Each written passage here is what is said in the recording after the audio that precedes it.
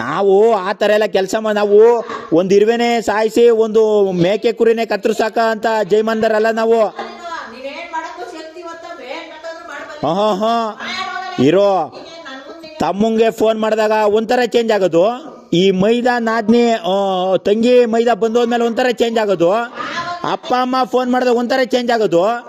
ಇನ್ನೇನು ನಿನ್ನ ತಂಗಿ 10 ಲಕ್ಷ ಕೊಟ್ಟವಳಲ್ಲ, 10 ಲಕ್ಷ ಕೊಟ್ಟಿರ್ಬೋದು, ಬಡ್ಡಿ ಸಮೇತ ವಾಪಸ್ ಬಿಸಾಕ್ತೀನಿ ಅವ್ರು ಹೇಳಿದಾಗ ಒಂಥರ ಚೇಂಜ್ ಆಗೋದಲ್ಲ.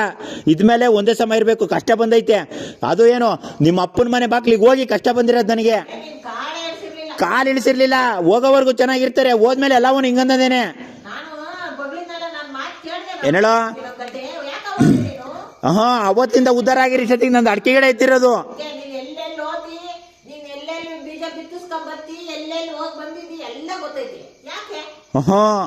ಎಲ್ಲಿ ಏನು ಮಾಡಬೇಕು ಅಂತ ಗೊತ್ತೈತೆ ಏನೇಳೋ. ನಿನಗೆ ಯಾವ್ದು ಬೇಕು ಕೇಳು, ಜೀವನಾಂಶ ಬಿಸಾಕ್ಬಿಡ್ತೀನಿ, ಯಾವನ್ ಸಾಕ್ತಾನೋ ಅವನಿಗೆ ಕೊಟ್ಟೋಗ್ಬಿಡಿವೆ. ಅರ್ಥ ಆಯ್ತಾ? ಇದೆಲ್ಲದಕ್ಕೂ ಕಾರಣ ನಿನ್ನ ತಮ್ಮ. ಒಪ್ಪನ್ನಾಗಿ ಹೇಳ್ತೀನಿ, ನಿನ್ನ ತಮ್ಮ ಹೆಂಗ್ ಗೊತ್ತಾ, ಬಾಬಣ್ಣನ ಮದುವೆ ಮಾಡುವಾಗ ಅವನು ಹೇಳಿದ ಹುಡುಗಿ ಮದುವೆ ಆಗ್ಲಿಲ್ಲ ಅಂತ ಅಲ್ಲೋಷ್ಟು ಮ್ಯಾನಿಪ್ಯುಲೇಟ್ ಮಾಡ್ದ.